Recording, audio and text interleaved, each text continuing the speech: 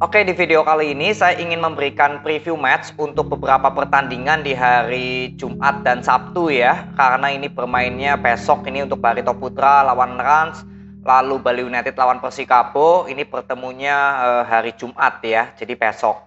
Jadi untuk Barito Putra yang sekarang berada di peringkat ke-7 ya, artinya kalau dilihat dari beberapa pertandingan terakhir justru Barito Putra ada inkonsisten ya. Di 5 pertandingan terakhir ini ada menang 2 kali dan 3 kali kalah ya. Dalam 2 pertandingan terakhir ini kalah tanpa menciptakan gol sama sekali.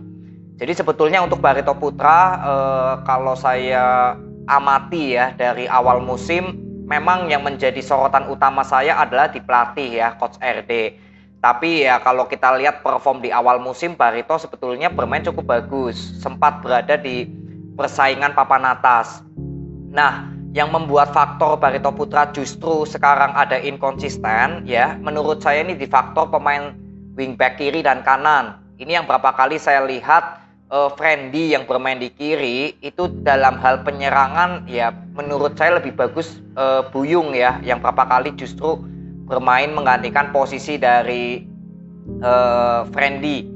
Lalu ada nama Hasim Kipuy yang biasanya bermain untuk sektor kanan ya. Ini juga menurut saya berapa kali untuk membangun serangan ya memang Hasim Kipuy bukan sesuai dari posisinya ya. Jadi berapa kali untuk melakukan overlap ke depan sedikit lambat. Inilah yang membuat Barito Putra dalam 2 pertandingan terakhir justru nggak bisa menciptakan gol. Ini faktor utama menurut saya dari masalah wingback, karena ini kan wingback untuk membantu penyerangan ya. Jadi ini menurut saya Coach RD harus ada evaluasi juga, karena kemarin lawan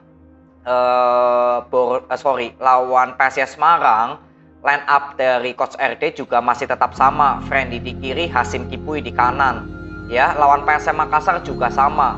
Tapi ketika Buyung Ismu bermain di babak kedua saat lawan PSM ya, saya masih ingat. Nah, penyerangan Barito justru lebih baik lagi. Di sektor kanan ya mungkin Hasim Kipuy juga menggantikan posisi Bagas Kava ya, yang mungkin dipanggil ke timnas ya kalau nggak salah Bagas Kava.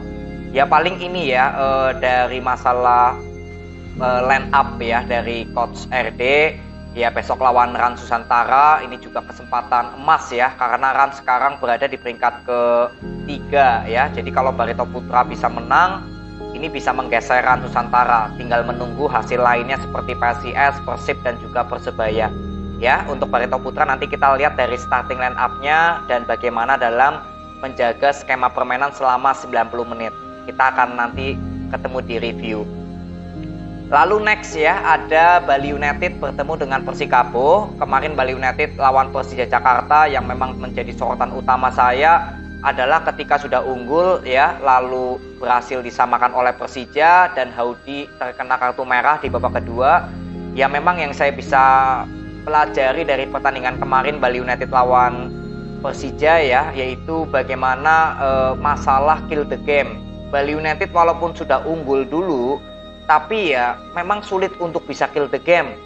Memang Bali United bermain dengan 10 orang dari menit ke-63 ya. Tapi kalau berbicara dari selama Bali United bermain dengan 10 orang, ya memang sudah saya bilang ya lebih bermain cenderung bertahan ya. Jadi kalau menurut saya besok lawan Persikabo, yang notabene ini Persikabo juga dalam beberapa pertandingan terakhir belum ada hasil yang positif. Ya ini tolong besok bisa dibuktikan ya untuk Bali United yang bermain di kandang sendiri. Sebetulnya kalau berbicara dari hasil menang, imbang atau kalah, ya kalau dibilang dari kualitas pemain, lalu dari komposisi pemain cadangan dan pemain inti, sebetulnya Bali United dari Persikabo ya jauh lebih bagus Bali United. Tapi kalau dari skema permainan, sebetulnya Persikabo kemarin walaupun kalah lawan Persik Kediri, sebetulnya skemanya sudah cukup bagus. Tapi ya masalahnya Persikabo di kualitas pemain. Ini yang berapa kali membuat Persikabo justru inkonsisten ya. Jadi besok untuk Bali United dan Persikabo tinggal pembuktian aja. Lalu next ya, ada PSIS Semarang dengan PSM Makassar. Jadi ini pertandingan juga cukup seru ya, karena PSIS Semarang di pertandingan terakhir bisa menang ya lawan Barito, sedangkan PSM Makassar terakhir harus kalah dari Borneo 1-0. Jadi untuk PSIS Semarang di pertandingan besok ya tentu saya ingin lihat dari sektor sayap, lalu dari pemain tengah, karena di beberapa pertandingan terakhir Agius justru memilih memainkan Tri ya daripada Bayu Fikri di sektor kanan menggantikan Fredian. Sebetulnya kalau berbicara dari penampilan Bayu Fikri dan juga Fredian, memang Fredian jauh lebih bagus ya, karena beberapa kali juga seringkali bisa memberikan peluang emas di area penyerangan PSIS. Tapi kalau dibandingkan harus memainkan Tri ya atau Bayu Fikri, ya saya lebih memilih lebih bagus memainkan Bayu Fikri, karena ketika Tri bermain yang tugasnya memang menggantikan Dewangga ya dipanggil ke timnas, ya memang aliran bola dari sektor tengah PSIS Semarang ini di babak pertama seringkali kesulitan untuk membuild up serangan. Ya, kalau PSIS Semarang besok lawan PSM Makassar di babak pertama bisa mengimbangi atau justru bisa unggul ya lawan PSM, ya saya kira di babak kedua sudah nggak banyak tekanan ya, karena kan Tri bisa diganti di babak kedua.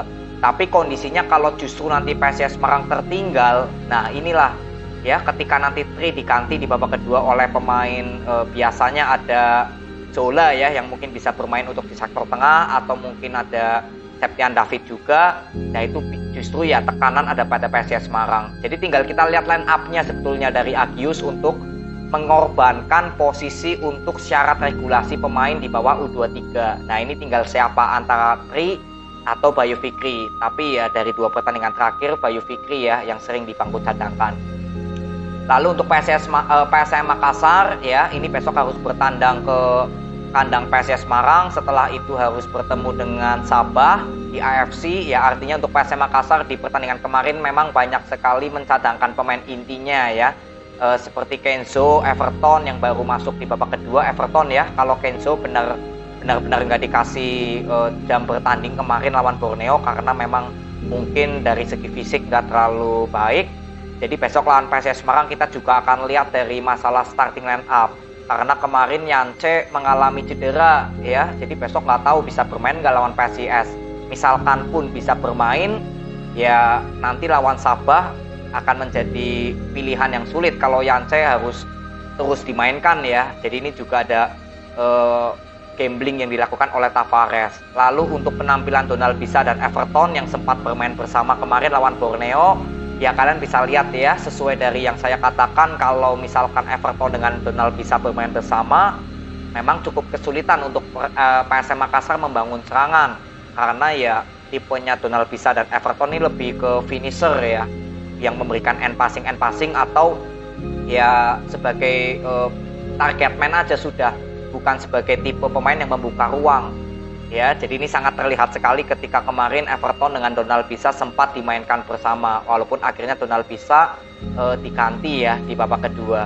Ya, ini tinggal besok kita juga lihat di line up-nya PSM Makassar ya, karena banyak pemain yang cedera, belum banyak yang bisa full team, lalu juga masalah kondisi fisik ya. Ini benar-benar menjadi ujian untuk PSM Makassar karena harus bertandang ke Borneo, ke PSIS Semarang.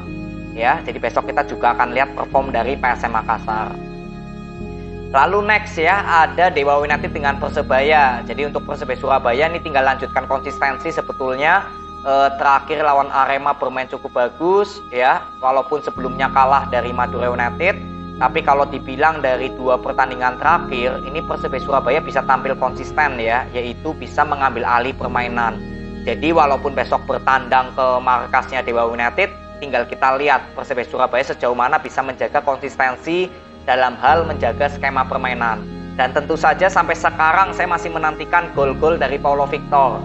Ya, jadi semoga kalau besok Paulo Victor diberikan dari awal, bermain dari awal dari starting line up, ya saya sebetulnya menunggu gol dari Paulo Victor. Jadi semoga kalau Paulo Victor bisa akhirnya berhasil menciptakan gol, ya harapan saya nanti kedepannya Paulo Victor bisa lebih percaya diri lagi ya, jadi bisa lebih banyak memberikan gol-gol untuk Persebaya Surabaya ya. Jadi untuk Persebaya Surabaya tinggal konsisten aja besok lawan Dewa United ya. Nanti kita ketemu di video review untuk membahas bagaimana permainan dari Persebaya Surabaya.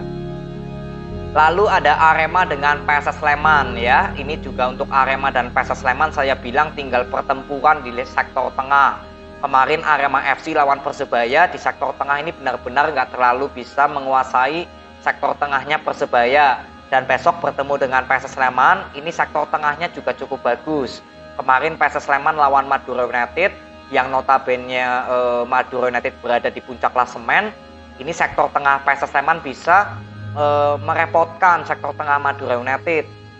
Ya, jadi besok untuk Arema dengan PSS Sleman, saya bilang untuk Arema tinggal di sektor tengahnya akan seperti apa dalam hal membangun serangan dan bertahan. Sedangkan untuk PSS Sleman sebetulnya ya tinggal di masalah pergantian pemain di babak kedua. Karena kemarin lawan Madura United sebetulnya sudah bermain cukup bagus ya. Hoki Caraka bisa menciptakan gol. Ya tinggal di masalah pemain sayap dan pemain depan aja untuk PSS Sleman di babak kedua nanti pergantian pemain dari Mikhail akan seperti apa. Ya, nanti kita ketemu di video review untuk membahas Arema FC dengan PSS Sleman. Lalu next ya, ada Persik Kediri dengan Bayangkara, Persis Solo dengan Persija, Madura United dengan Borneo, Persib Bandung dengan Persita. Ya, ini 4 pertandingan saya bahas di part kedua setelah ini ya, karena kalau saya bahas semua durasi waktunya cukup lama ya. Jadi untuk 4 pertandingan di hari Sabtu dan Senin saya bahas di part kedua nanti. Ya, jadi ini aja video yang saya bisa berikan dari preview beberapa pertandingan di hari Jumat dan Sabtu. Semoga bermanfaat. See you.